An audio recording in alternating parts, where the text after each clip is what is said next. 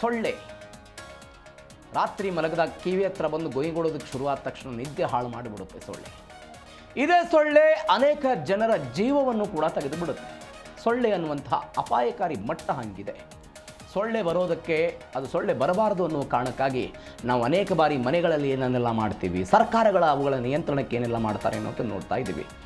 ಒಂದು ಹಂತದಲ್ಲಿ ಮಳೆಗಾಲದ ಕಾಲದಲ್ಲಿ ನಾವೆಲ್ಲ ಕಾಲಿಟ್ಟಿದ್ದೀವಿ. ಇನ್ಮೇಲೆ ಕರಾವಳಿ, ಮಲೆನಾಡು ಭಾಗದಲ್ಲಿ, ಬೆಂಗಳೂರಿನಲ್ಲಿ ಈ ಸೊಳ್ಳೆಗಳ ಪ್ರಭಾವ ಜಾಸ್ತಿ ಆಗ್ತಾ ಇದೆ. ಇದು ನಮ್ಮ ಕಥೆಯಾದರೆ ಅಮೆರಿಕಾದಲ್ಲಿ ಮತ್ತೊಂದು ಕಥೆ ಇದೆ. ದೈತ್ಯ ಕಂಪನಿ ಆಗಿರುವಂತಹ ಗೂಗಲ್ ಒಂದು ಬೆಳವಣಿಗೆಗೆ ಮುಂದಾಗ್ತಾ ಇದೆ.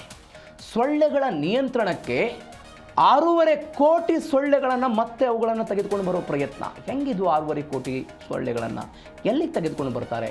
ಅವುಗಳನ್ನು ಪ್ರದೇಶಗಳಿಗೆ, ವಾರ್ಡ್ಗಳಿಗೆ ತಂದು ಬಿಡೋ ಪ್ರಯತ್ನ, ಜನನಿ ಬೀಡೋ ಪ್ರದೇಶಗಳಿಗೆ ಸೊಳ್ಳೆಗಳನ್ನು ತೆಗೆದುಕೊಂಡು ಬರೋ ಪ್ರಯತ್ನ. ಇದರ ಅರ್ಥ ಏನು ಅಂತ ಹೇಳಿದರೆ, ಸೊಳ್ಳೆಗಳನ್ನು ನಿಯಂತ್ರಣ ಮಾಡಬೇಕು. ಈ ಸೊಳ್ಳೆಗಳಿಂದ ಆಗ್ತಾ ಇರುವಂಥ ಅವಾಂತರಗಳನ್ನು ತಡಿಬೇಕು, ಸಾವುಗಳನ್ನು ತಡೆಗಟ್ಟಬೇಕು. ಸೊಳ್ಳೆಗಳಿಂದ ಅನೇಕ ಜನ ಮೃತಪಡ್ತಿದ್ದಾರೆ. ಈ ಸಾವು ನೋವುಗಳು, ಅವುಗಳಿಂದ ಆಗ್ತಾ ಇರುವಂಥ ಎಲ್ಲ ರೋಗಗಳನ್ನು, ರುಜಿನಗಳನ್ನು ತಡಿಬೇಕು ಅನ್ನೋ ಕಾರಣಕ್ಕಾಗಿ ಈ ಗೂಗಲ್ನವರು ಮತ್ತೆ 6.5 ಕೋಟಿ ಸೊಳ್ಳೆಗಳನ್ನು ತೆಗೆದುಕೊಂಡು ಬರ್ತಿದ್ದಾರೆ. ಆಶ್ಚರ್ಯ ಅಂತ ಅನಿಸ್ಬೋದು. ಹೆಂಗೆ ಸಾಧ್ಯ ಇದು? ಯಾವ ಕಾರಣಕ್ಕಾಗಿ? ಇದರ ಮರ್ಮ ಏನು? ಡೀಟೇಲ್ಸ್ ನೋಡ್ತಾ ಹೋಗೋಣ. ಗೂಗಲ್ನ ಸೊಳ್ಳೆ ಕಾರ್ಖಾನೆ. ಅಮೆರಿಕಾದಲ್ಲಿ ಗೂಗಲ್ನಿಂದ 6.5 ಕೋಟಿ ಸೊಳ್ಳೆಗಳ ಬಿಡುಗಡೆಗೆ ಸಿದ್ಧತೆ ಮಾಡಿಕೊಂಡಿದ್ದಾರೆ. ಅನುಮತಿಗಾಗಿ ಅವರು ಕಾಯ್ತಿದ್ದಾರೆ ಅಂತ. ಕ್ಯಾಲಿಫೋರ್ನಿಯಾ ಮತ್ತು ಫ್ಲೋರಿಡಾದಲ್ಲಿ ಡಿಬಗ್ ಅನ್ನುವಂತಹ ಒಂದು ಪ್ರಾಜೆಕ್ಟ್ ಇದು. ಗೂಗಲ್ನ ಮಾತೃ ಸಂಸ್ಥೆ ಆಲ್ಫಾಬೆಟ್ ಅಡಿಯಲ್ಲಿ ಒಂದು ವಿಚಿತ್ರ ಸಾಹಸಕ್ಕೆಲ್ಲ ಕೈ ಹಾಕಿದ್ದಾರೆ. ಸೊಳ್ಳೆ ಹಾವಳಿ ತಪ್ಪಿಸೋದಕ್ಕೆ ಸೊಳ್ಳೆಗಳನ್ನೇ ಅಸ್ತ್ರವಾಗಿ ಈ ವಿಜ್ಞಾನಿಗಳು ಬಳಕೆ ಮಾಡ್ಕೊಳ್ತಾ ಇರೋದು. ಇದರಿಂದ ಜನಸಾಮಾನ್ಯರಲ್ಲಿ ಆತಂಕ ಆಗಿದೆ. ಗೂಗಲ್ ವಿರುದ್ಧ ಎಲ್ಲ ತಿರುಗಿ ಬಿದ್ದಿದ್ದಾರೆ ಅಮೆರಿಕನ್ನರು. ಪ್ರಕೃತಿಯ ಮೇಲೆ ಸಾಫ್ಟ್ವೇರ್ ಕಂಪನಿಯ ಪ್ರಯೋಗಕ್ಕೆ ತೀವ್ರ ವಿರೋಧ ವ್ಯಕ್ತವಾಗಿದೆ. ಏನಿದೆ ಹಾಗಾದರೆ ಸೊಳ್ಳೆ ಕಾರ್ಖಾನೆ ಕತೆ? ಸ್ವಲ್ಪ ಇಂಟ್ರೆಸ್ಟಿಂಗ್ ಇದೆ. ಗೂಗಲ್ನ ಮಾತೃ ಸಂಸ್ಥೆಯಾದಂತಹ ಆಲ್ಫಾಬೆಟ್ ಅಡಿಯಲ್ಲಿ ಕಾರ್ಯನಿರ್ವಹಿಸುವಂಥ ಒಂದು ಜೈವಿಕ ತಂತ್ರಜ್ಞಾನ ಸಂಸ್ಥೆ ವೆರಿಲಿ ಇವರೇನು ಮಾಡ್ತಿದ್ದಾರೆ ಅಂತ ಹೇಳಿದ್ರೆ, ಲಕ್ಷಾಂತರ ಸೊಳ್ಳೆಗಳನ್ನು ಬಿಡುವಂತಹ ಯೋಜನೆಯನ್ನು ಕೈಗೆತ್ತಿಕೊಂಡಿದ್ದಾರೆ. ಕ್ಯಾಲಿಫೋರ್ನಿಯಾದ ಫರ್ಸ್ನೇ ಕೌಂಟಿ ಎನ್ನುವಂತಹ ಒಂದು ಭಾಗ ಇದು. ಅಲ್ಲಿ ಡಿಬಗ್ ಎನ್ನುವಂತಹ ಒಂದು ಹೆಸರನ್ನು ಕೊಟ್ಟುಕೊಂಡು ಅದೊಂದು ಯೋಚನೆ ಶುರು ಮಾಡ್ತಿರೋದು. ಇಡೀಸ್ ಈಜಿಪ್ಟ್ ಸೊಳ್ಳೆ ಈ ಪ್ರದೇಶದಲ್ಲಿ ಸಿಕ್ಕಾಪಟ್ಟೆ ಇದೆ. ಇದು ಹೆಣ್ಣು ಸೊಳ್ಳೆ. ಇದು ಇಡೀಸ್ ಈಜಿಪ್ಟ್ ಸೊಳ್ಳೆ. ನಮಗೆ ಮಲೇರಿಯಾ ಆಗಿರ್ಬೋದು, ಡೆಂಗು ಆಗಿರ್ಬೋದು, ಇವೆಲ್ಲವೂ ಕೂಡ ಬರುತ್ತಲ್ಲ ಸೊಳ್ಳೆಗಳಿಂದ. ಇದೇ ಇಡೀಸ್ ಈಜಿಪ್ಟ್ ಎನ್ನುವಂತಹ ಈ ಪ್ರಭೇದದಿಂದ ಬರುವಂತಹ ರೋಗ ರುಜಿನ ಇದು. ಇದರ ಸಂಖ್ಯೆ ಅಲ್ಲಿ ಜಾಸ್ತಿ ಆಗಿದೆ. ಇದಕ್ಕೆ ಇವರು ಏನು ಮಾಡಿದ್ದಾರೆ, ವೆರಿಲಿ ಅನ್ನುವಂತಹ ಒಂದು ರೊಬೊಟಿಕ್ ತಂತ್ರಜ್ಞಾನದ ಮುಖಾಂತರ ಲ್ಯಾಬ್ನಲ್ಲಿ ಉತ್ಪಾದನೆ ಮಾಡಿದಂತಹ ಒಂದು ಸೊಳ್ಳೆಯನ್ನು ತೆಗೆದುಕೊಂಡು ಬರ್ತಾ ಇದ್ದಾರೆ. ಆ ಸೊಳ್ಳೆಯ ಪ್ರಮಾಣ 6.5 ಕೋಟಿ ಇದೆ. 6.5 ಕೋಟಿ ಇದೆ. ಮತ್ತೊಂದು ಕಡೆ ಕ್ಯಾಲಿಫೋರ್ನಿಯಾ ಆಯಿತು, ಫ್ಲೋರಿಡಾದಲ್ಲಿ ಒಂದು ಡಿಬಗ್ ಕಿಸ್ ಅಂತ ಅದಕ್ಕೊಂದು ಅವರ ಹೆಸರು ಕೊಟ್ಟಿದ್ದಾರೆ. ಇಲ್ಲಿ ವಿಪರೀತ ಮಳೆ ಆಗುವಂತಹ ಪ್ರದೇಶ. ನಮ್ಮಲ್ಲಿ ಹೆಂಗೆ ಕರಾವಳಿ ತೀರದಲ್ಲಿ ಯಾವಾಗಲೂ ಮಳೆ ಆಗ್ತಾ ಇರುತ್ತೋ ಅದೇ ರೀತಿಯಾಗಿ ಈ ಫ್ಲೋರಿಡಾದಲ್ಲಿ ವಿಪರೀತವಾಗಿ ಮಳೆ ಆಗ್ತಾನೆ ಇರುತ್ತೆ. ಈ ಮಳೆಯಿಂದ ಏನಾಗುತ್ತೆ, ಸೊಳ್ಳೆಗಳ ಕಾಟ ಸಿಕ್ಕಾಪಟ್ಟೆ ಇದೆ. ಜನಸಾಮಾನ್ಯರು ರೋಸಿ ಹೋಗ್ಬಿಟ್ಟಿದ್ದಾರೆ ಈ ಸೊಳ್ಳೆಯಿಂದ. ಇದನ್ನು ನಿಯಂತ್ರಣಕ್ಕೆ ತರಬೇಕು ಅನ್ನುವ ಕಾರಣಕ್ಕಾಗಿ ಈಗ ನಾವು ಮನೆಗಳಲ್ಲಿ ಸೊಳ್ಳೆ ಬಂದರೆ ಈಗ ಹಳ್ಳಿಗಳಲ್ಲಿ ಏನು ಮಾಡ್ತಾರೆ, ಹೊಗೆ ಹಾಕ್ತಾರೆ. ಈ ದನ ಕರಗಳನ್ನು ಕಟ್ಟುವಂತಹ ಪ್ರದೇಶದಲ್ಲಿ ಹೊಗೆ ಹಾಕ್ತಾರೆ. ಬೇವಿನ ತಪ್ಪಲು ಹಾಕಿ ಸೊಳ್ಳೆಗಳು ಬರಬಾರ್ದು ಅಂತ ಹೊಗೆ ಹಾಕ್ತಾರೆ. ಈ ಸರ್ಕಾರದ ಮಟ್ಟದಲ್ಲಿ ಏನಾಗುತ್ತೆ ಅಂತ ಹೇಳಿದ್ರೆ, ಚರಂಡಿಗಳ ಮೇಲೆ ಕೆಲವೊಂದಿಷ್ಟು ರಾಸಾಯನಿಕ ಸಿಂಪಡಣೆಗಳನ್ನು ಮಾಡಲಾಗುತ್ತೆ. ಯಾವುದೇ ಕಾರಣಕ್ಕೂ ಸೊಳ್ಳೆಗಳು ಹೆಚ್ಚಾಗಬಾರದು. ಮಳೆಗಾಲದ ಸಮಯದಲ್ಲಿ ಅದರಿಂದ ರೋಗ ರುಜಿನಗಳು ಜಾಸ್ತಿ ಆಗ್ತಾ ಇರುತ್ತೆ. ಈ ಸೊಳ್ಳೆ ಉತ್ಪಾದನೆಯು ಕೂಡ ಜಾಸ್ತಿ ಆಗ್ತಾ ಇರುತ್ತೆ. ಅದನ್ನು ಕಂಟ್ರೋಲ್ ಮಾಡಬೇಕು ಅಂತ ರಾಸಾಯನಿಕ ಕೆಮಿಕಲ್ಗಳನ್ನು ನಾವು ಬಳಕೆ ಮಾಡ್ತಾ ಇರ್ತೀವಿ. ಈಗ ನಮ್ಮ ಮನೆಗಳಲ್ಲಾದರೆ ಬೇರೆ ಬೇರೆ ಮನೆಗೆ ತಕ್ಕಂತೆ ನಾವೆಲ್ಲ ಅದಕ್ಕೆ ಸದುಪಯೋಗ ಪಡಿಸ್ಕೊಂಡು ಸೊಳ್ಳೆಗಳ ನಿಯಂತ್ರಣಕ್ಕೆ ಮುಂದೋಗ್ತೀವಿ. ಇಲ್ಲಿ ಏನು ಮಾಡಿದೆ ಅಂತ ಹೇಳಿದರೆ, ಇವರು ರಾಸಾಯನಿಕವನ್ನು ಬಳಕೆ ಮಾಡದೇ ಸಾಮಾನ್ಯ ಮಾರ್ಗದಲ್ಲಿಯೇ ಈ ಸೊಳ್ಳೆಗಳ ನಿಯಂತ್ರಣಕ್ಕೆ ಅವರು ಮುಂದಾಗ್ತಾ ಇದ್ದಾರೆ. ಯಾವುದೇ ರಾಸಾಯನಿಕ ಬಳಕೆ ಇಲ್ಲ. ಇಲ್ಲಿ ಇವರು ಉತ್ಪಾದನೆ ಮಾಡುವಂಥ ಲ್ಯಾಬ್ನಲ್ಲಿ ಉತ್ಪಾದನೆ ಮಾಡುವಂಥ ಸೊಳ್ಳೆಗಳಿರುತ್ತಲ್ಲ, ಅದೆಲ್ಲವೂ ಕೂಡ ಗಂಡು ಸೊಳ್ಳೆ. ನಾನು ಅವಾಗಲೇ ಹೇಳಿದೆ ನಿಮಗೆ, ನಮಗೆ ರೋಗವನ್ನು ತರುವಂತಹ ಇಡೀಸ್ ಈಜಿಪ್ಟ್ ಎನ್ನುವಂತಹ ಸೊಳ್ಳೆ ಹೆಣ್ಣು ಪ್ರಭೇದಕ್ಕೆ ಸೇರಿರೋದು. ಅದನ್ನು ತಡಿಬೇಕು ಅನ್ನೋ ಕಾರಣಕ್ಕಾಗಿ ಗಂಡು ಸೊಳ್ಳೆಯನ್ನು ಅವರು ಉತ್ಪಾದನೆ ಮಾಡ್ತಾ ಇದ್ದಾರೆ. ಇದು ಮನುಷ್ಯರ ರಕ್ತ ಹೀರೋದಿಲ್ಲ. ಯಾವುದೇ ಜೇನುನೊಣ ಆಗಿರ್ಬೋದು, ಬೇರೆ ಬೇರೆ ಪ್ರಭೇದಗಳಲ್ಲಿ ಇದು ಹೋಗಿ ಯಾವುದೋ ರೋಗವನ್ನು ತರುವಂತಹ ಪ್ರಯತ್ನವನ್ನು ಮಾಡೋದಿಲ್ಲ. ಈ ಕಾರಣಕ್ಕಾಗಿ ಅದನ್ನು ಅವರು ಉತ್ಪಾದನೆ ಮಾಡಿ ಸ್ವಯಂ ಚಾಲಿತವಾಗಿ ಬಿಡುಗಡೆ ಮಾಡೋದಕ್ಕೆ ಹೋಗ್ತಾ ಇರೋದು. ಈ ಸೊಳ್ಳೆ, ಗಂಡು ಸೊಳ್ಳೆಯನ್ನು ಅವರು ಉತ್ಪಾದನೆ ಮಾಡ್ತಿದ್ದಾರೆ ಲ್ಯಾಬ್ನಲ್ಲಿ. ಅದರ ಈಗ ಒಂದು ಪ್ರದೇಶ, ಆ ಪ್ರದೇಶಕ್ಕೆ ಹೋದಾಗ ಅದಕ್ಕೊಂದು ಅದರದ್ದೇ ಆದಂಥ ಒಂದು ವೆಹಿಕಲ್ ಮಾಡಿದ್ದಾರೆ. ಆ ವೆಹಿಕಲ್ನಲ್ಲಿ ಒಂದು GPS ಸಿಸ್ಟಮ್ ಕೂಡ ಇದೆ. ಆ GPS ಸಿಸ್ಟಮ್ನ ಮುಖಾಂತರವೇ ಈ ಪ್ರದೇಶಕ್ಕೆ ಎಷ್ಟು ಸೊಳ್ಳೆಗಳನ್ನು ಬಿಡಬೇಕು ಅಂತ ಅದೇ ನಿರ್ಧಾರ ಮಾಡುತ್ತೆ. ಈ ಪ್ರದೇಶಕ್ಕೆ 100 ಸೊಳ್ಳೆಗಳನ್ನು ಬಿಡಬೇಕು, ಗಂಡು ಸೊಳ್ಳೆಗಳನ್ನು ಬಿಡಬೇಕು. ಇಲ್ಲಿ ಸೊಳ್ಳೆಯ ಪ್ರಮಾಣ ಹೆಚ್ಚಾಗಿದೆ, 100 ಸೊಳ್ಳೆಗಳನ್ನು ಬಿಡಬೇಕು ಅಂತ ಹೇಳಿದ್ರೆ ಕೇವಲ 100 ಸೊಳ್ಳೆಗಳು ಮಾತ್ರ ಹೋಗೋದು. ಇಂಥದ್ದೊಂದು ವ್ಯವಸ್ಥೆಯನ್ನು ಮಾಡಿದ್ದಾರೆ. ಇದರ ಜೊತೆಗೆ ಮತ್ತೊಂದು ಬೆಳವಣಿಗೆ ಏನು ಅಂತ ಹೇಳಿದ್ರೆ, ಈಗ ನಿಮಗೆ ಒಂದು ಐಡಿಯಾ ಬಂತು, ಸೊಳ್ಳೆಗಳ ನಿಯಂತ್ರಣಕ್ಕೆ ಸೊಳ್ಳೆಯನ್ನೇ ಅವರು ತೆಗೆದುಕೊಂಡು ಬರ್ತಾ ಇರೋದು. ಇದರ ಜೊತೆಗೆ ಏನು ಅಂತ ಹೇಳಿದರೆ, ಈ ಸೊಳ್ಳೆ ಅನ್ನುವಂಥದ್ದು ಏನಿದೆಯಲ್ಲ, ಜಗತ್ತಿನಲ್ಲೇ ಅತ್ಯಂತ ನಂಬರ್ 1 ಕೊಲೆಗಡಕ ಇದು. ನಮಗೆ ಸಾಮಾನ್ಯವಾಗಿ ಹಾವು ಕಸ್ತು, ಹುಲಿ ದಾಳಿ ಆಯಿತು, ಚಿರತೆ ದಾಳಿ ಆಯಿತು, ಸಿಂಹ, ಇವೆಲ್ಲ ಆನಿ ತುಳಿತ, ಇವೆಲ್ಲವನ್ನು ಕೂಡ ನೋಡ್ತೀವಿ. ಆದರೆ ಕೊಲೆಗಡಕ ಯಾವುದು? ನಂಬರ್ 1 ಇದೇ ಸೊಳ್ಳೆ. ನಮಗೆ ರಾತ್ರಿ ಮಲಗದಾಗಿಂದ ಹಿಡಿದು ಅನೇಕ ಕಡೆ ಆಫೀಸು, ಬೇರೆ ಬೇರೆ ಸಾರ್ವಜನಿಕ ಪ್ರದೇಶಗಳಲ್ಲಿ ಸೊಳ್ಳೆ ಕೊಡ್ತಾ ಇರುವಂಥ ಕಾಟವನ್ನು ನೋಡಿದ್ದೀವಿ. ಹುಲಿ, ಸಿಂಹ, ಹಾವಿಗಿಂತಲೂ ಕೂಡ ಅತಿ ಹೆಚ್ಚು ಜನರನ್ನು ಕೊಲ್ಲೋದು ಇದೇ ಸೊಳ್ಳೆ. ವರ್ಷಕ್ಕೆ 7 ರಿಂದ 8 ಲಕ್ಷ ಜನರನ್ನು ಈ ಸೊಳ್ಳೆ ಬಲಿ ತೆಗೆದುಕೊಳ್ಳುತ್ತೆ. ಇಂಟ್ರೆಸ್ಟಿಂಗ್ ಕತೆ ಇದು. ನೀವು ನೋಡಿ, WHO ವರ್ಲ್ಡ್ ಹೆಲ್ತ್ ಆರ್ಗನೈಸೇಷನ್ ಒಂದು ವರದಿ ಕೊಟ್ಟಿದೆ. ಸೊಳ್ಳೆಯಿಂದ ಒಂದು ವರ್ಷಕ್ಕೆ 7,25,000 ಜನ ಸಾಯ್ತಾರಂತೆ ಇಡೀ ಜಗತ್ತಲ್ಲಿ. ಹಾವಿನಿಂದ 1 ಲಕ್ಷ ಜನ ಸಾಯ್ತಾರೆ, ನಾಯಿ ಕಡಿತದಿಂದ 35,000 ಜನ, ಮೊಸಳೆಯಿಂದ 1,000 ಜನ ಸಾಯ್ತಾರೆ, ಸಿಂಹದಿಂದ 250 ಜನ ಸಾಯ್ತಾರಂತೆ, ಹುಲಿ ದಾಳಿಯಿಂದ 500 ರಿಂದ 1,000 ಜನ ಅಂತ ಹೇಳ್ತಾರೆ. ಮತ್ತೊಂದು ಕಡೆ ಶಾರ್ಕ್ ಮೀನು ಕಡಿತದಿಂದ 10 ಜನ ಮೃತಪಡಬಹುದು. ಇದರರ್ಥ 7,25,000 ಅಂತ ಹೇಳಿದರೆ ಯಾವ ಕಾರಣಕ್ಕಾಗಿ? ಸೊಳ್ಳೆ ಕಡಿತದಿಂದ. ಹೆಂಗಾಗುತ್ತಿದು? ಈಗ ನಮ್ಮಲ್ಲಿ ಈಗ ಇರಾನ್ ಮತ್ತು ಅಮೆರಿಕಾದ ನಡುವೆ ಯುದ್ಧ ಆಗ್ತಾ ಇದೆ. ಇಲ್ಲಿ ದಾಳಿ ಪ್ರತಿದಾಳಿಗಿಂತ ಸೈನಿಕರಿಗಿಂತಲೂ ಕೂಡ ಅನೇಕ ಯುದ್ಧಗಳಲ್ಲಿ ಈ ಹಿಂದೆ ಈ ಸೊಳ್ಳೆ ಕಡಿತದಿಂದ ಮಲೇರಿಯಾ ಬಂದು ಅನೇಕ ಜನ ಮೃತಪಟ್ಟಿದ್ದಾರೆ. ಇದು ನೀವು ಇಂಟ್ರೆಸ್ಟಿಂಗ್ ಕತೆ. ಇದು ಸೊಳ್ಳೆಗಳಿಂದ ಜನ ಎಲ್ಲ ಮೃತಪಟ್ಟಿದ್ದಾರೆ. ಯುದ್ಧ ಭೂಮಿಯಲ್ಲೂ ಕೂಡ ಅನೇಕ ಜನ ಮೃತಪಟ್ಟಿದ್ದು. ಮಲೇರಿಯಾ ಬರುತ್ತೆ, ಅತಿ ಹೆಚ್ಚು ಬಲಿಯನ್ನು ತೆಗೆದುಕೊಳ್ಳುತ್ತೆ. ಡೆಂಗ್ಯೂ ಬರುತ್ತೆ, ರಕ್ತದಲ್ಲಿರುವಂಥ ಪ್ಲೇಟ್ಲೈಟ್ಸ್ಗಳ ಸಂಖ್ಯೆಯನ್ನು ಕಡಿಮೆ ಮಾಡುತ್ತೆ. ಹಳದಿ ಜ್ವರ ಬರುತ್ತೆ ಮತ್ತು ಜಿಕಾ ವೈರಸ್ ಕೂಡ, ಇದು ಕೂಡ ನಮಗೆ ಹಾನಿಯನ್ನು ಉಂಟು ಮಾಡುತ್ತೆ. ನೀವು ನೋಡಿ, ಇನ್ನೊಂದು ಲೆಕ್ಕಾಚಾರ ಅಂತ ಹೇಳಿದ್ರೆ, ಪರ್ ಸೆಕೆಂಡಲ್ಲಿ ವ್ಯಕ್ತಿಯ ಸಾವು ಹೆಂಗಾಗುತ್ತೆ ಸೊಳ್ಳೆ ಕಚ್ಚಿತದಿಂದ?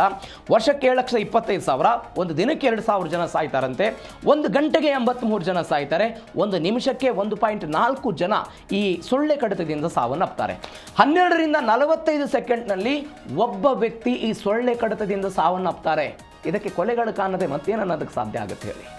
ಸೊಳ್ಳೆಯ ಅತಿ ದೊಡ್ಡ ಕೊಲೆಗಡಕ ಅನ್ನೋದಕ್ಕೆ ಎಲ್ಲ ಅಂಕಿ ಅಂಶಗಳು ಕೂಡ ಇದಕ್ಕೆ ಪೂರಕ ಆಗುತ್ತೆ. ಅಪ್ರಾಪ್ತ ಮಕ್ಕಳು, ಗರ್ಭಿಣಿ ಮಹಿಳೆಯರು, ಬಡವರು 2 ನಿಮಿಷಕ್ಕೊಬ್ಬರು ಸಾಯ್ತಾರೆ ಅಂತ. 2 ನಿಮಿಷಕ್ಕೆ ಇವರೆಲ್ಲೂ ಆಫ್ರಿಕಾ ಭಾಗದಲ್ಲಿ ಈ ಸಾವಿನ ಸಂಖ್ಯೆ ದೊಡ್ಡ ಮಟ್ಟದಲ್ಲಿದೆ ಅಂತ. ನಿಮಿಷಗಳ ಲೆಕ್ಕದಲ್ಲಿ, ಫ್ರಾಕ್ಷನ್ ಆಫ್ ಸೆಕೆಂಡ್ಗಳ ಮಟ್ಟದಲ್ಲಿ ಅವುಗಳ ಸಾವಿದೆ.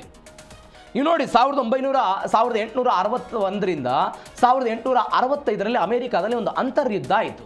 ಈ ಅಂತರ್ಯುದ್ಧ ಆದಂತಹ ಸಮಯದಲ್ಲಿ ಶತ್ರುಗಳ ದಾಳಿಯಿಂದ ಅಮೆರಿಕಾದಲ್ಲಿ ಸೊಳ್ಳೆ ಕಡಿತದಿಂದ 13 ಲಕ್ಷ ಜನ ಮೃತಪಟ್ಟಿದ್ರು. 13 ಲಕ್ಷ ಜನ. ಈ ಮೊದಲ ಮಹಾಯುದ್ಧ ಆಯ್ತಲ್ಲ, ಈ ಮೊದಲ ಮಹಾಯುದ್ಧದ ಸಮಯದಲ್ಲಿ ಬ್ರಿಟಿಷ್ ಸೈನಿಕರು 1,60,000 ಜನ ಸತ್ತಿದ್ರು. ಯಾವ ಕಾರಣಕ್ಕಾಗಿ?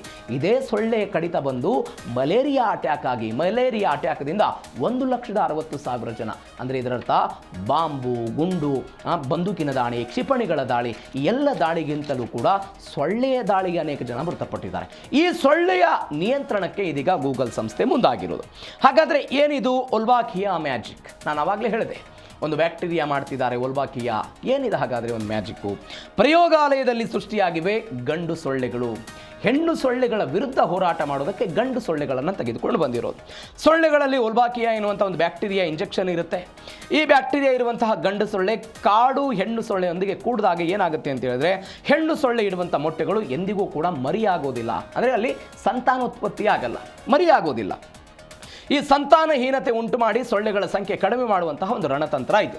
ರಾಸಾಯನಿಕಗಳಲ್ಲೇ ನೈಸರ್ಗಿಕವಾಗಿ ಸೊಳ್ಳೆಗಳ ಸಂತತಿ ನಾಶಕ್ಕೆ ಒಂದು ಪ್ಲಾನ್. ಈಗ ನಮ್ಮಲ್ಲಿ ಬೀದಿ ನಾಯಿಗಳ ಹಾವಳಿಯನ್ನು ತಡೆಗಟ್ಟಬೇಕು ಅನ್ನೋದಕ್ಕೆ ಏನು ಮಾಡ್ತಾರೆ? ಬೀದಿ ನಾಯಿ ಹಾವಳಿ ತಡೆಗಟ್ಟೋದಕ್ಕೆ ಸಂತಾನಹರಣ ಚಿಕಿತ್ಸೆಯನ್ನು ಕೊಡಲಾಗುತ್ತೆ. ಅವುಗಳನ್ನು ಹಿಡಿದು ಸಂತಾನಹರಣ ಚಿಕಿತ್ಸೆ, ಅಂದರೆ ಜಾಸ್ತಿ ಆಗಬಾರ್ದು ಅನ್ನೋ ಕಾರಣಕ್ಕಾಗಿ. ಇದೀಗ ಹೆಣ್ಣು ಸೊಳ್ಳೆಗಳನ್ನು ತಡಿಬೇಕು ಅನ್ನೋ ಕಾರಣಕ್ಕಾಗಿ ಗಂಡು ಸೊಳ್ಳೆಗಳನ್ನು ತೆಗೆದುಕೊಂಡು ಬರ್ತಾ ಇರೋದು.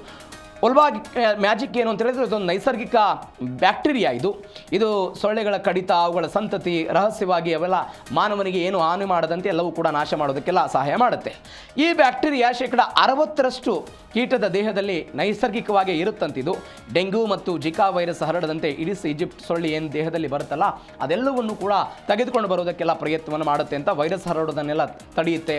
ಮತ್ತೊಂದು ಕಡೆ ಬಂಜೆತನ, ನಾನು ಅವಾಗಲೇ ಹೇಳಿದೆ, ಹೆಣ್ಣು ಸೊಳ್ಳೆಗಳಲ್ಲಿ ಸಂತಾನೋತ್ಪತ್ತಿಯ ಶಕ್ತಿ ಏನಿರುತ್ತೆ ಅದನ್ನು ನಿಯಂತ್ರಣಕ್ಕೆ ತಂದು ಸೊಳ್ಳೆಗಳ ಉತ್ಪತ್ತಿಯ ಪ್ರಮಾಣವನ್ನು ಕೂಡ ಕಡಿಮೆ ಮಾಡುತ್ತೆ. ಎಲ್ಲಕ್ಕಿಂತ ಹೆಚ್ಚಾಗಿ ಇದು ಏನು ಉತ್ಪಾದನೆ ಆಗುತ್ತಲ್ಲ, ಇದು ಪರಿಸರಕ್ಕೆ ಯಾವುದೇ ಹಾನಿಯನ್ನು ಉಂಟು ಮಾಡೋದಿಲ್ಲ ಅನ್ನೋದು ನಾವು ಗಮನಿಸಬೇಕಾದಂತಹ ಸಂಗತಿ. ಮತ್ತೊಂದು ಏನು ಅಂತ ಹೇಳಿದ್ರೆ, ರೋಬೋಟ್ ಕಣ್ಣಲ್ಲಿ ಸೊಳ್ಳೆಗಳ ತಪಾಸಣೆ ಆಗುತ್ತೆ. ಏನಿದು ಆಶ್ಚರ್ಯ? ರೋಬೋಟ್ ಕಣ್ಣುಗಳಲ್ಲೇ ಯಾಕೆ? ನೀವು ಕೋಟ್ಯಾಂತರ ಸೊಳ್ಳೆಗಳನ್ನು ಅವರು ಲ್ಯಾಬ್ನಲ್ಲಿ ತಯಾರು ಮಾಡ್ತಾರೆ. ಯಾವುದೇ ಕಾರಣಕ್ಕೂ ಹೆಣ್ಣು ಸೊಳ್ಳೆಯಲ್ಲಿ ಉತ್ಪಾದನೆ ಆಗಬಾರ್ದು, ಹೆಣ್ಣು ಸೊಳ್ಳೆ ಉತ್ಪಾದನೆ ಆಗಬಾರ್ದು. ಗೂಗಲ್ನಿಂದ ಸಂಪೂರ್ಣ ಸ್ವಯಂಚಾಲಿತ ಸೊಳ್ಳೆ ಕಾರ್ಖಾನೆಗಳ ನಿರ್ಮಾಣ ಆಗಿದೆ. ಮಷಿನ್ ಲರ್ನಿಂಗ್ ಬಳಸಿ ಗಂಡು ಹೆಣ್ಣು ಸೊಳ್ಳೆಗಳ ಪ್ರತ್ಯೇಕೀಕರಣ ಆಗುತ್ತೆ. ಅಪ್ಪಿತಪ್ಪಿಯೂ ಕೂಡ ಹೆಣ್ಣು ಸೊಳ್ಳೆ ಬಿಡುಗಡೆ ಆಗದಂತೆ ಎಚ್ಚರಿಕೆಯನ್ನು ಈ ರೋಬೋಟ್ಗಳು ವಹಿಸ್ತವೆ. ಏನು ರೋಬೋಟ್ನ ಕೆಲಸ ಅಂತ ಹೇಳಿದರೆ ಗಂಡು ಮತ್ತು ಹೆಣ್ಣು ಇವುಗಳನ್ನು ಪ್ರತ್ಯೇಕ ಮಾಡಬೇಕು. ಈ ಪ್ರತ್ಯೇಕ ಮಾಡಿದಂತಹ ಸಮಯದಲ್ಲಿ ಮನುಷ್ಯರಿಗೆ ಹೆಣ್ಣು ಮತ್ತು ಗಂಡನ್ನು ಪ್ರತ್ಯೇಕ ಮಾಡೋದು ಸ್ವಲ್ಪ ಕಷ್ಟ ಆಗ್ಬೋದು. ಹೀಗಾಗಿ ರೋಬೋಟನ್ನು ತೆಗೆದುಕೊಂಡು ಬಂದಿದ್ದಾರೆ. ಈ ಕೋಟ್ಯಾಂತರ ಸೊಳ್ಳೆಗಳ ಬಳಸಲಾಗುತ್ತಲ್ಲ, ಅವುಗಳ ಪೈಕಿ ಯಾವುದು ಗಂಡು ಹೆಣ್ಣು ಏನು ಎತ್ತ, ಈಗ ಸೂಕ್ಷ್ಮ ದರ್ಶನದ ಮುಖಾಂತರ ನಾವೆಲ್ಲ ನೋಡಿದಂತಹ ಸಮಯದಲ್ಲಿ ಕೆಲವೊಂದಿಷ್ಟು ಬಾರಿ ಕಣ್ಣು ತಪ್ಪಿ ಹೋಗಿಬಿಡ್ಬೋದು. ಈ ಕಾರಣಕ್ಕಾಗಿ ಅವರು ರೋಬೋಟನ್ನು ಬಳಕೆ ಮಾಡಿಕೊಂಡು ರೋಬೋಟ್ನಲ್ಲಿ AI ಅಳವಡಿಕೆ ಮಾಡ್ಕೊಂಡಿದ್ದಾರೆ. ಆ AI ಒಂದು ಅತ್ಯಾಧುನಿಕ ಆಗಿರುವಂತಹ ಒಂದು ಸ್ಕ್ಯಾನರನ್ನು ಬಳಕೆ ಮಾಡ್ಕೊಂಡಿದ್ದಾರೆ. ಒಂದು ಹೈ ಸ್ಪೀಡ್ ತಂತ್ರಜ್ಞಾನ ಇದು. ಅದನ್ನು ಬಳಕೆ ಮಾಡಿಕೊಂಡು ಗಂಡು ಮತ್ತು ಹೆಣ್ಣನ್ನು ಪ್ರತ್ಯೇಕ ಮಾಡ್ತಾರೆ. ಒಂದು. ಎರಡನೇದು, ಇದರಲ್ಲಿ ಇಡೀಸ್ ಈಜಿಪ್ಟ್ ಸೊಳ್ಳೆ ಏನಿದೆ ಅಲ್ಲ, ಅದು ಯಾವುದು ಕೂಡ ಏನೇನು ಆಗಬೇಕು ಪ್ರಕ್ರಿಯೆಗಳೇನಿದೆ ಅವೆಲ್ಲವನ್ನು ಕೂಡ ಇದರಲ್ಲಿ ತೆಗೆದುಕೊಳ್ಳಬರುವ ಪ್ರಯತ್ನ. ಸ್ವಯಂಚಾಲಿತವಾಗಿ ವಿಭಜನೆ ಆಗುತ್ತೆ. ಇದು ಗಂಡು ಮತ್ತು ಹೆಣ್ಣು ಎನ್ನುವಂಥದ್ದು ಏನಿದೆಯಲ್ಲ, ಸ್ವಯಂಚಾಲಿತವಾಗಿ ವಿಭಜನೆ ಆಗುತ್ತೆ. 99.9% ನಿಖರತೆ ಇದೆ. ಅಂದರೆ ಅವರು ಹೇಳ್ತಾ ಇರುವಂಥದ್ದು, ರೋಬೋಟ್ಗಳನ್ನ ಬಳಕೆ ಮಾಡಿ ಈ ರೀತಿಯಾಗಿ ಪ್ರತ್ಯೇಕ ಮಾಡೋದ್ರಿಂದ ಒಂದೇ ಒಂದು ಹೆಣ್ಣು ಸೊಳ್ಳೆಯೂ ಕೂಡ ಹೋಗಲ್ಲ ಅಂತ ಅವರೆಲ್ಲ ಹೇಳ್ತಾ ಇದ್ದಾರೆ. ಹೀಗಾಗಿ ರೋಬೋಟನ್ನು ತೆಗೆದುಕೊಂಡು ಬರುವ ಪ್ರಯತ್ನ. ಮತ್ತೊಂದು ಕಡೆ ಸೊಳ್ಳೆ ಸಮರದಲ್ಲಿ 95% ಯಶಸ್ಸು ಅಂತ. ಈಗಾಗಲೇ ಕ್ಯಾಲಿಫೋರ್ನಿಯಾದಲ್ಲಿ 3 ವರ್ಷಗಳ ಪ್ರಾಯೋಗಿಕ ಪರೀಕ್ಷೆ ಆಗಿತ್ತಂತೆ. 2017, 18 ಮತ್ತು 20 3 ವರ್ಷಗಳೆಲ್ಲ ಆಗಿತ್ತದು. ವಾರಕ್ಕೆ 10 ಲಕ್ಷ ಸೊಳ್ಳೆಗಳ ಬಿಡುಗಡೆ ಫಲಿತಾಂಶವನ್ನು ಕಂಡೆಲ್ಲ ವಿಜ್ಞಾನಿಗಳೇ ಶಾಕ್ ಆಗಿದ್ದಾರೆ. ಹೆಂಗಿದು 3 ವರ್ಷ? 2017ರಲ್ಲಿ ಅವರು ಏನು ಮಾಡಿದರು, ಕೇವಲ ಆಯ್ದ ಬೀದಿಗಳಲ್ಲಿ ವಾರಕ್ಕೆ ಲಕ್ಷದಂತೆ ಸೊಳ್ಳೆಗಳನ್ನೆಲ್ಲ ಬಿಟ್ಟರು. ಈ ರೋಬೋಟ್ ಗಂಡು ಸೊಳ್ಳೆಗಳನ್ನೆಲ್ಲ ನಿಖರವಾಗಿ ಎಲ್ಲ ಬೇರ್ಪಡಿಸ್ತು. ಅವು ಪರಿಸರದಲ್ಲಿ ಹೊಂದಿಕೊಳ್ಳುತ್ತವ ಏನು ಎನ್ನುವಂಥ ಪರೀಕ್ಷೆನ 2017ರಲ್ಲಿ ಮಾಡಿದರು. 2018ರಲ್ಲಿ ವಸತಿ ಬಡಾವಣೆಗಳಿಗೆ ಇದನ್ನು ವಿಸ್ತರಣೆ ಮಾಡಿದರು. ಈ ಹಂತದಲ್ಲಿ 10 ಲಕ್ಷಕ್ಕೂ ಹೆಚ್ಚು ಓಲ್ವೋಕಿಯಾ ಎನ್ನುವಂಥ ಬ್ಯಾಕ್ಟೀರಿಯಾ ಹೊಂದಿದಂಥ ಗಂಡು ಸೊಳ್ಳೆಗಳನ್ನು ಬಿಟ್ಟರು. 2019 ಮತ್ತು 20ರಲ್ಲಿ ಏನು ಮಾಡಿದರು, ಅತ್ಯಾಧುನಿಕವಾದಂತಹ GPS ಈ ತಂತ್ರಜ್ಞಾನದ ಮುಖಾಂತರ ಸ್ವಯಂಚಾಲಿತ ಸೊಳ್ಳೆಗಳನ್ನು ಬಿಡುವಂತಹ ತಂತ್ರಜ್ಞಾನವನ್ನು ಪೂರ್ಣ ಪ್ರಮಾಣದಲ್ಲಿ ಪರೀಕ್ಷೆಗೆ ಒಳಪಡಿಸಿದರು. ಈ ಪರಿಣಾಮದಿಂದ ಈ ಹೆಣ್ಣು ಈಜಿಪ್ಟ್ ಈಡಿಸ್ ಎನ್ನುವಂತಹ ಈ ಸೊಳ್ಳೆಯ ಪ್ರಮಾಣ ಏನಿದೆ ಇದು ಕುಸಿತ ಆಗ್ತಾ ಇದೆ ಅಂತ ಇದರ ಫಲಿತಾಂಶ 95% ಆಗಿದೆ. ಪರಿಸರ ಸುರಕ್ಷತೆ ಬಗ್ಗೆಯೂ ಕೂಡ ಅವರೆಲ್ಲ ಸಾಬೀತು ಮಾಡಿದ್ದಾರೆ. ಹೀಗಾಗಿ ಅವರು ಅನುಮತಿಯನ್ನು ಕೇಳಿದ್ದಾರೆ. ಈ ಅನುಮತಿ ಏನಾಗುತ್ತೆ ಕಾದು ನೋಡಬೇಕು. ಯಾಕಂದರೆ 3 ವರ್ಷಗಳಿಂದ ನಿರಂತರವಾಗಿ ಇಂಥದ್ದೊಂದು ಪ್ರಯತ್ನ, ಈ ನಿರಂತರ ಪ್ರಯತ್ನದ ಭಾಗವಾಗಿ ಗೂಗಲ್ ಏನು ಅರ್ಜಿ ಸಲ್ಲಿಕೆ ಮಾಡಿದೆ ಅದನ್ನು ಪರಿಸರ ಇಲಾಖೆ ಎಲ್ಲ ನೋಡ್ತಾ ಇದೆ ಅಂತ. ಮತ್ತೊಂದು ಬೆಳವಣಿಗೆ, ಜನರ ದಂಗೆ ಯಾಕೆ, ಸಾಫ್ಟ್ವೇರ್ ಬಗ್ ಆತಂಕ. ಈಗ ನಮ್ಮ ಸಿಸ್ಟಮ್ಗಳೆಲ್ಲ ಬಗ್ ಬಂದರೆ ಅದನ್ನೇನೋ ಟೆಕ್ನಿಕಲ್ ಆಗಿ ಸರಿಪಡಿಸ್ಕೊಂಡು ನಾವೆಲ್ಲ ಕೆಲಸವನ್ನು ಮಾಡ್ಬೋದು. ಆದರೆ ಈ ವಿಚಾರದಲ್ಲಿ ಏನಾದರೂ ಹೆಚ್ಚು ಕಡಿಮೆ ಆದರೆ, ಈಗ ಇವರು ಗಂಡು ಸೊಳ್ಳೆಗಳನ್ನು ಉತ್ಪಾದನೆ ಮಾಡಿ ಅವುಗಳನ್ನು ಬಿಡ್ತೀವಿ ಅಂತ ಹೇಳ್ತಾರೆ. ಅಲ್ಲಿ ಯಾವುದಾದ್ರೂ ಹೆಣ್ಣು ಸೊಳ್ಳೆಗಳು ಬಂದರೆ ಅದರ ಪ್ರಮಾಣ ಜಾಸ್ತಿ ಆಗುತ್ತಲ್ವ? ಅಂಥದ್ದೊಂದು ಆತಂಕ ಜನಸಾಮಾನ್ಯರಿಗಿದೆ. ಇವರು ಗಂಡು ಸೊಳ್ಳೆ ಬಿಡ್ತಾರೆ, ಆ ಮುಖಾಂತರ ಹೆಣ್ಣು ಸೊಳ್ಳೆ ನಿಯಂತ್ರಣ ಅಂತ. ಅದೇ ಗಂಡು ಸೊಳ್ಳೆಗಿಂತಲೇ ಹೆಣ್ಣು ಸೊಳ್ಳೆಗಳೇ ಜಾಸ್ತಿ ಆಗ್ತಾ ಹೋಗೋದ್ರೆ ಎಂಥದ್ದೊಂದು ಆತಂಕ ಇದೆ. ಪ್ರಕೃತಿಯ ಸಮತೋಲನ ತಪ್ಪುವ ಭಯದಲ್ಲಿ ಅಮೆರಿಕದ ಜನತೆ ಇದೆ. ಒಮ್ಮೆ ಬಿಡುಗಡೆಯಾದ ಸೊಳ್ಳೆಗಳನ್ನು ವಾಪಸ್ ಕರೆಸ್ಕೊಳ್ಳೋದಕ್ಕೆಲ್ಲ ಸಾಧ್ಯ ಇಲ್ಲ.